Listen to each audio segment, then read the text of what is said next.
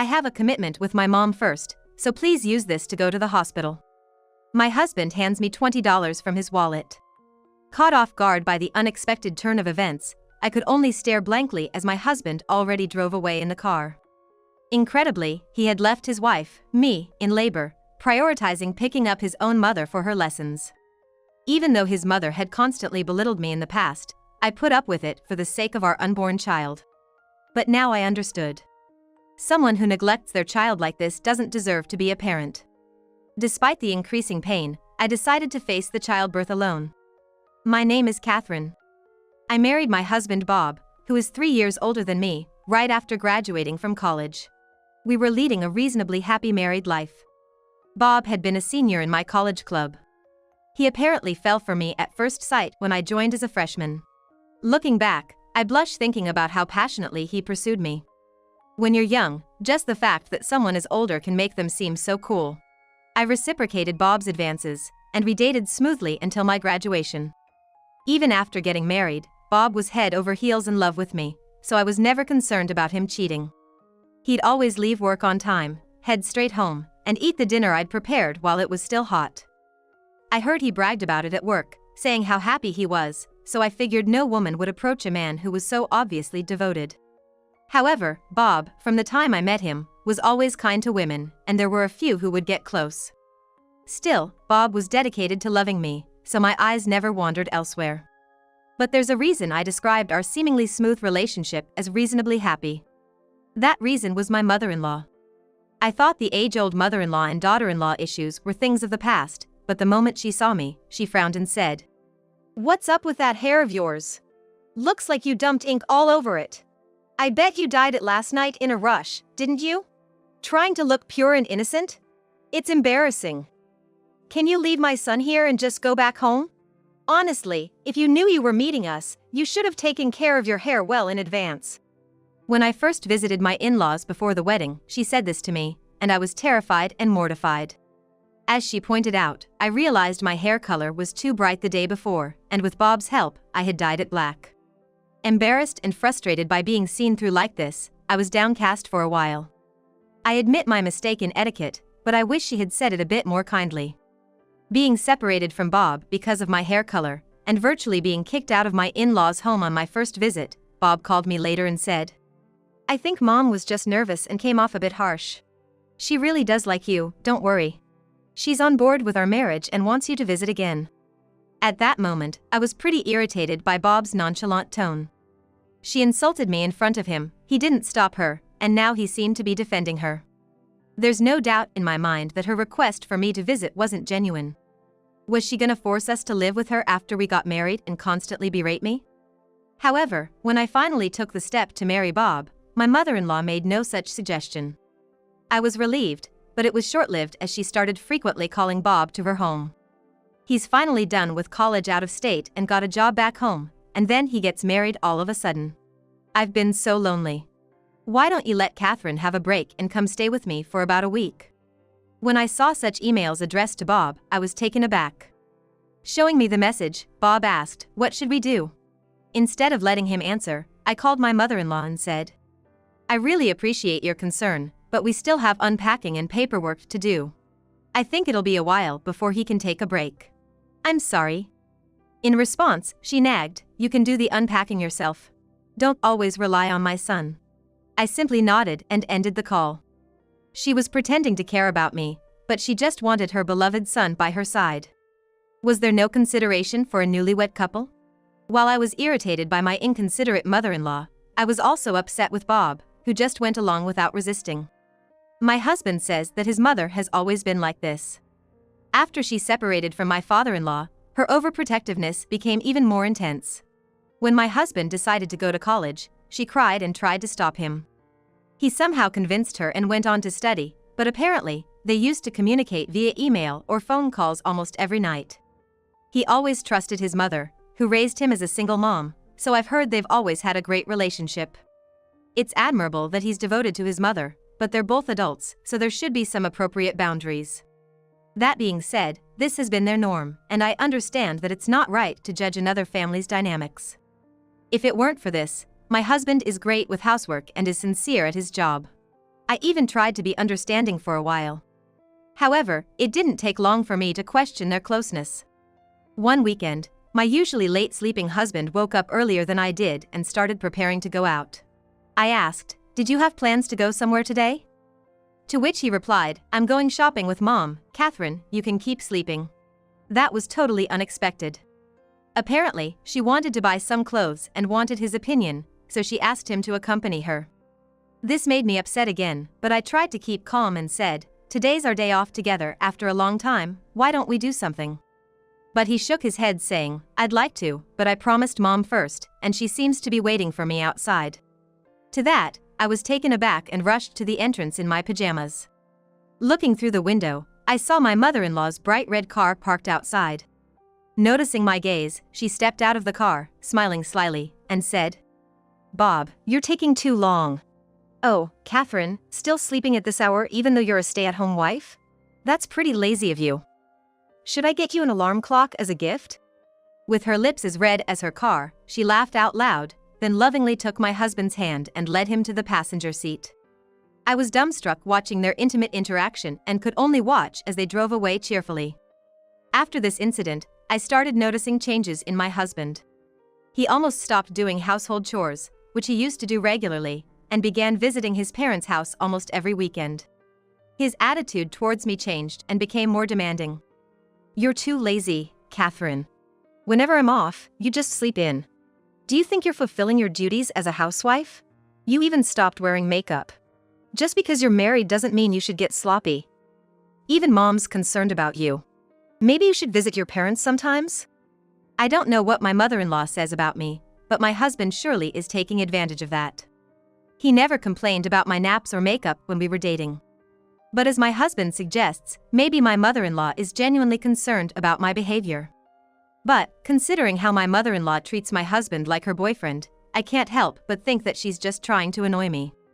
I hoped things would change once we had a child. Not long after I started having doubts about my husband, I found out I was pregnant.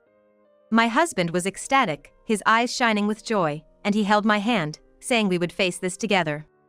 However, my mother-in-law's harassment only intensified. She would call my husband for trivial things like shopping, going to the doctor, or cleaning her house, leaving pregnant me all by myself. I tried explaining to my husband that her actions have a malicious intent towards me, but it backfired. Suddenly furious, he said, "Every time we meet, Mom talks about you. Saying you should go to your parents or take some time for yourself. Getting mad like this will affect our baby. Just accept Mom's care and concern." From then on, he often left me alone. As days went by, my morning sickness got worse, and I expressed my desire for him to be with me as much as possible. However, he replied, "What can I do even if I'm with you? Mom also wanted to be alone when she was pregnant and didn't even want to see Dad." Feeling physically and mentally drained, I decided to face this battle on my own. Furthermore, on a day when we were out shopping for baby items, we bumped into one of my husband's colleagues. Unexpectedly, he said to me, "I heard Bob's been actively attending parenting classes. Your bookshelf at home is filled with parenting books, right? He's gonna be a great dad for sure, shopping with his wife today.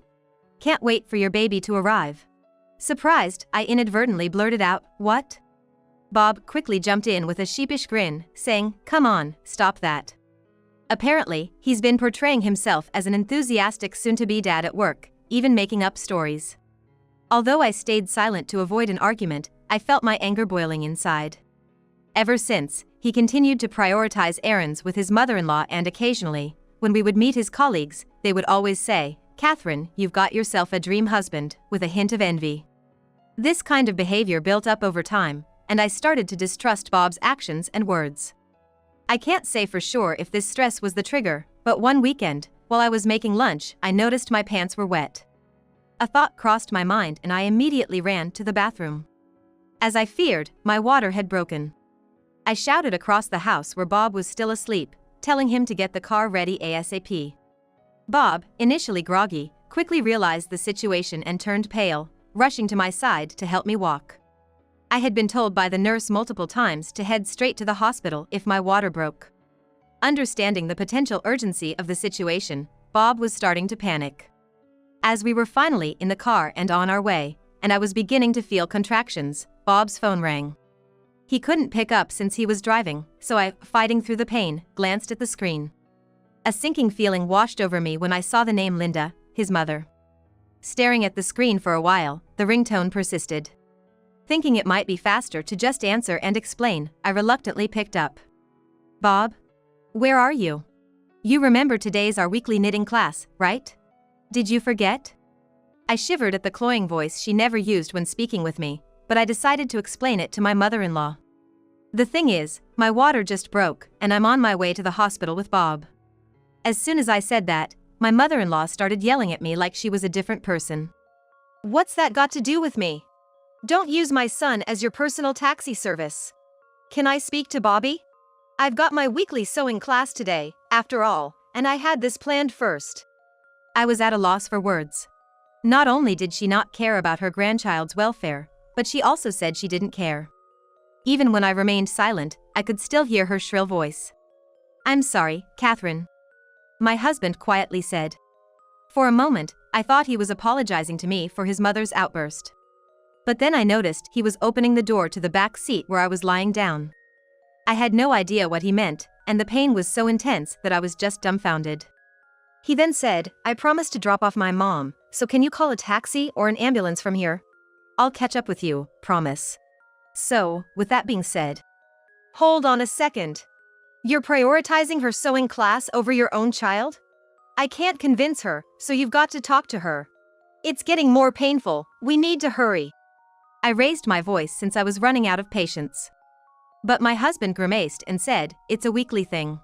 Can't be helped, right? I'm sorry I forgot to tell you about it. Here's some money, try to manage with this. He took out $20 from his wallet and shoved it into my purse.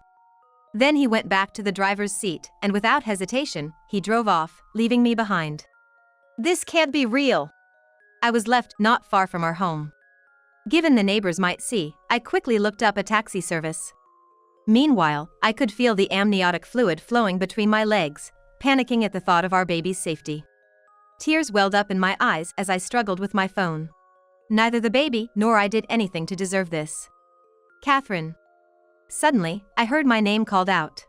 I turned around and saw a familiar face. You look so pale. No time to chat, get in the car now. This kind person helped me into the back seat of their car. Her husband adjusted the front seat for me. The rest was a blur. As soon as we arrived at the main hospital, they wheeled me into a room prepared by the nurses. I was in so much pain that I was groaning, but I was told I still had some time before giving birth and should rest. The pain was so intense that at times I felt like passing out. Suddenly, my phone rang. I thought it might be my mother returning my call, but it turned out to be my husband. Looking at the clock, it was already late afternoon. Nearly 3 hours had passed, and I was appalled that he was just now arriving at the hospital. I decided not to answer. But he kept calling, so, irritated, I picked up. Catherine, help me. I need you to explain the situation for me. It would have been nice if he'd at least shown some concern for me. I don't know what's happening to my husband, but for him to ask for help. Even if he was about to be eaten by an alligator, there's no obligation on my part, after he abandoned our child, to help him. Who do you think you are? How dare you say something like that? I shouted at my husband over the phone and hung up. A little while later, I went into labor alone. It would have been nice to have a dependable husband by my side at a time like this. But if a clueless husband, who can't even prioritize, is around, it might be better if you weren't there. Instead, I had the support of a kind nurse, and late that night, my long-awaited baby was born. Both the baby and I were safe after the birth, and I was so exhausted that I fell asleep right away. First thing the next morning, the nurse came into my room and told me that my husband had arrived. Apparently, he had come right after the birth, but since I was in such a deep sleep, the nurse kindly sent him away. Honestly, I thought I'd never want to see him again. But when he entered the room looking all gaunt, I couldn't help but ask what had happened. The previous day, the neighborly older lady who I'd always gotten along with picked me up when I was in distress and took me to the hospital. Because her son was around my age, she always took care of me as if I was her own daughter. She had been my pillar of support when I was newlywed and feeling insecure. When she asked about my husband in the car, I told her he was dropping off his mother for her hobby classes. She got furious on my behalf. I had no idea that her anger would push him to the edge. After she dropped me off at the hospital, she apparently spread the word throughout the neighborhood. Given that she was the head of the local community association, she had a lot of influence, and her friends confronted my husband en masse. It seems the situation was so chaotic that there were rubberneckers gathering around our house. Asking for my help in that situation clearly showed his lack of intelligence. I hadn't received a single call from my mother-in-law, and I had already made up my mind. Can you please leave? I'm not feeling well, and my parents will be here soon. They know about this, right? I want to apologize. Can I stay? My husband mumbled in a pitiful tone. What? I don't care if you want to apologize. I'll be busy, so leave. Please don't say that. By the way, where's our baby? Let me see him once, and then I'll leave. Just go. There are other expecting mothers here, so get out. Even after my cold response, he stayed, so I ignored him, turned my back, and pulled the covers over myself. Hey, I'm sorry. Can you at least call my mom? I want to send her a picture of the baby. Should I call a nurse? My husband reached out and shook me. I couldn't stand it anymore and was about to push him away when, what are you doing? Don't touch her. My parents had just entered the room. My mom rushed to my side, pushing my husband away. How dare you shake a woman who's just given birth? And after what you did, how dare you show your face here? I'm so disappointed in you. Get out now. Even I had never seen my mom so furious. My husband was intimidated and finally left the room. My dad followed him out, and I'm sure he gave him a good scolding. I refused to see my husband during my hospital stay. After I was discharged, I took the baby and went to my parents' house. Afraid that he might do something, I brought up the idea of divorce over the phone. From now on, I'll be proceeding with the divorce through a lawyer and just informed him about the claim for damages. I completely ignored any objections from him. By the way, the damages I'm referring to are the scratches and bruises I got when he forcefully pulled me out of the car. He tried to make some excuses, but I told him I have testimony from the neighborhood lady and her husband, along with photos of the injuries from that day. He then kept silent. My lawyer mentioned that since this was a gross misconduct towards a pregnant woman, the compensation might be substantial. While I was busy taking care of the baby, my mother-in-law, Susan, once stormed into my family home. The rumors spread by Catherine didn't die down easily, and the looks from the neighbors were chilly. Apparently, she was blaming all of this on me for not respecting their family. However, my intimidating father handled everything. With both mother and son driven away by my dad, I sometimes thought maybe we should have done this from the start. But, my dad said, the head of a family doesn't just easily step into the limelight, trying to sound all cool about it. Once I got the hang of parenting, I invited the neighborhood lady to my home and introduced her to my parents. She quickly became friends with my mom since they were of the same age, and they decided to keep in touch. The neighborhood lady shared a story she heard from a friend who works part-time at my ex-husband's company. This friend, like her, enjoys gossip and seems to have blabbed about the ex's story to others at some point. The tale spread like wildfire and got exaggerated along the way, and his reputation took a huge hit. Given that he had been posing as a devoted new dad and husband, the backlash was severe. He ended up being looked down upon by bosses and coworkers, leading him to quit his job. Approaching 30, jobless, and without any professional certifications, he seemed to be living modestly, relying on his mother's retirement funds and savings, becoming somewhat of a recluse due to the community's judgment. A few years later, I got a call from him, whom I had almost forgotten about. Hey, where are you? I'm outside your family home right now. His rude greeting prompted me to respond in kind. I've moved. What do you want? You moved? Living it up with the compensation money I gave you, huh? Must be nice. Come back right now. Let's start over. Mom wants to see you too. Your ramblings make no sense. Why would I go back to you? Are you still going on about Mom after all this time? Don't call me again. I don't want to hear it. I hung up without waiting for a response, and for a while, my phone kept ringing. When I finally managed to block his calls, he began flooding me with texts begging for reconciliation. I read them just to be sure, but they were filled with nonsense like, don't you think it's sad for a child not to have a father? And even though you owe so much to Mom, not letting her see the child is utterly disrespectful. I deleted all of them and changed my email address. Though this whole incident was a nightmare, it allowed me to proceed with the divorce advantageously and take appropriate action against him. If a family member's gonna be such trash, it's better for my child that they're not in our lives. I find comfort in this thought as I enjoy parenting, supported by my parents who have now become loving grandparents.